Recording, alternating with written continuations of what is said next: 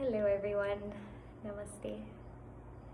It's a little bit chilly here, so I'm wearing a plaid shirt, which is not usually my style, but we're all getting rid of forms anyway.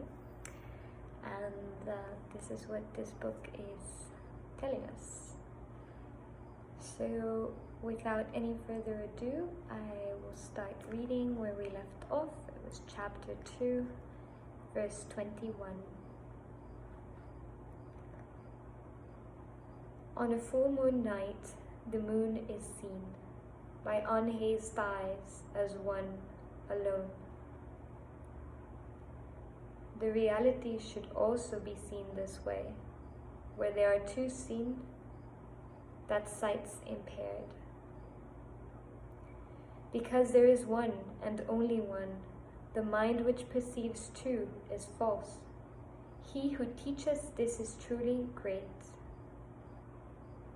He deserves 1,000 accolades.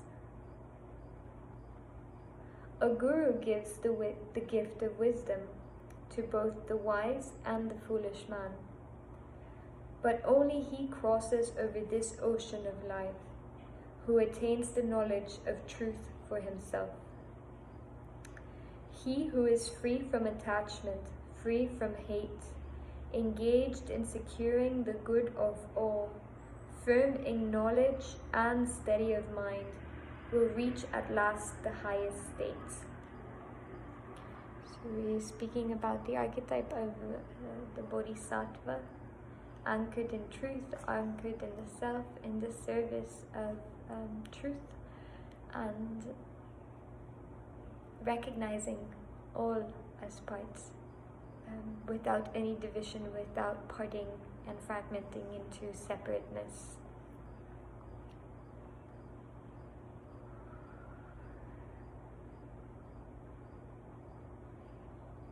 The space inside a jar merges in the space outside.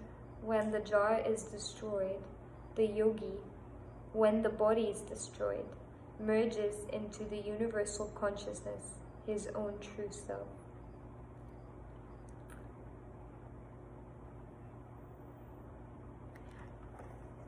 This is one of the most fascinating metaphors to me. Like, we go all through life in these bodies thinking that we're separate selves, but as we die, as the body ceases, where do we go to?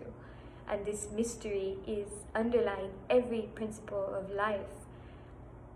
And it's beautiful to have the metaphor of a jar, because a jar contains things, yet what is inside and what is outside, when the jar disappears, merges into one.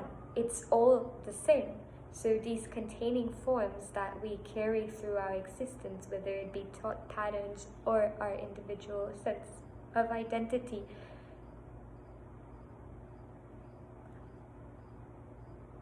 mystery, universal consciousness, own true self.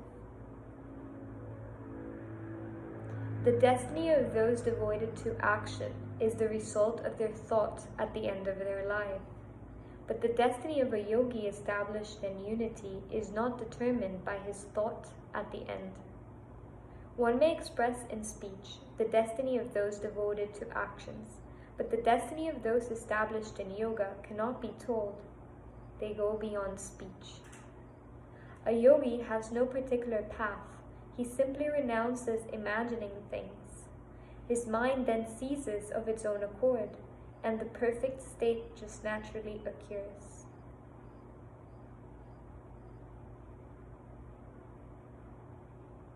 To me, this is medicine. A yogi has no particular path. He simply renounces imagining things. So you quit fantasizing. You have the possibility to, but you say, I'm not going on that route.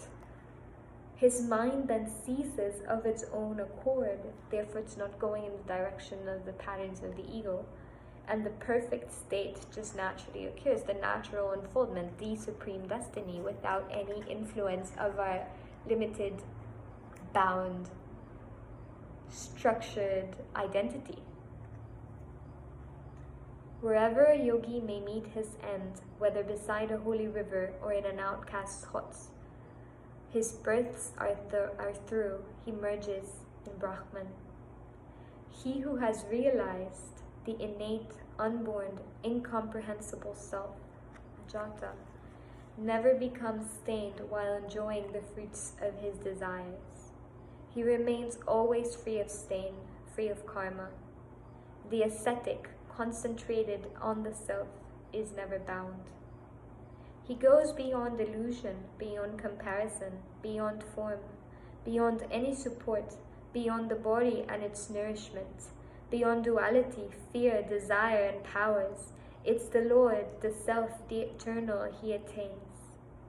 His attainment is not the Vedas, nor initiation, nor a clean-shaven head.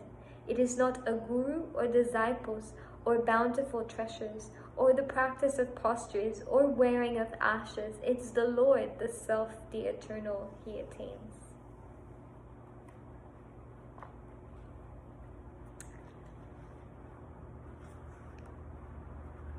We tend to want to identify with forms and with labels, categories, identities.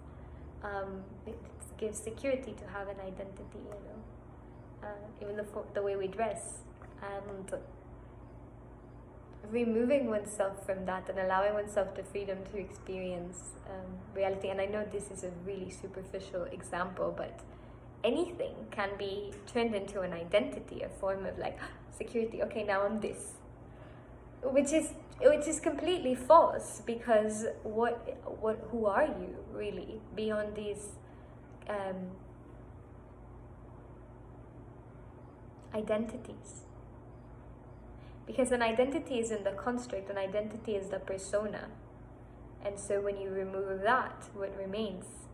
Isn't it the mystery of who you are? And why not allow yourself the freedom of experiencing yourself as a mystery without any need to hold on to a specific form? Relax into the truth. And it's interesting because this is the doctrine that I come from. This is the doctrine, let's say, the teachings that I was raised in. And so to me, it's really freeing to not feel the pressure of performing into a specific role. Even though, like, here I come and I read some of the Avadhut, or I speak about Advaita, or I teach Buddhist psychology, or I do the sessions, like, none of this is me, you go into a paradox. To be willing to be in the freedom of not having any structures and not feeling like you have to have, representation is such a beautiful sea. Self-representation, how we choose to show up to the world, and with these identities we want to be in transaction with, and to know that it's just a representation, and who you are is undescribable awareness, unstained awareness, purity, the purity of the self. And when you choose to turn your attention to that, life begins to change miraculously. If you're trying to perform one limited task, everything's going to be around that. But where you shift your attention to the source of it all, without feeling like you have to perform a specific task.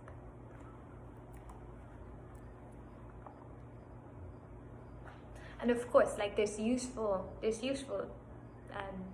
means to get to this, and there's useful strategies, let's say. But in essence, drop it. Just drop it. Drop it. Drop it. He does not attain a many or a one that is separate from himself. It is something other, like an object with length and breadth. It cannot be objectively proven or compared with anything. It's the Lord, the Self, the Eternal, he attains. He may or may not attain concentration. He may or may not attain freedom from the senses. He may or may not abandon all actions. It's the Lord, the Self, the Eternal he attains. Beyond mind, intellect, body, and sense organs, beyond the subtle elements and the 5 gross elements, beyond the sense of ego and even the ethereal body, it's the Lord, the Self, the Eternal he attains. Transcending all dictates, he abides in the Self. His mind becomes free of the thought of duality. Neither purity nor impurity, nor distinctions of sex, nor fortune nor misfortune has any meaning for him.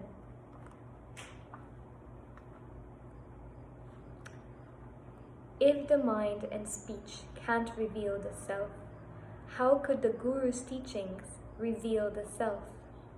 How could a Guru reveal with words that essence of existence which is self-illuminating?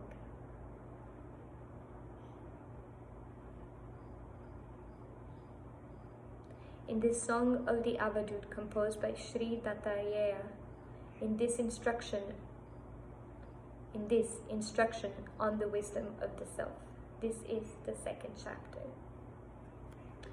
So we finish in verse 40, chapter 2, and chapter 3 we can read,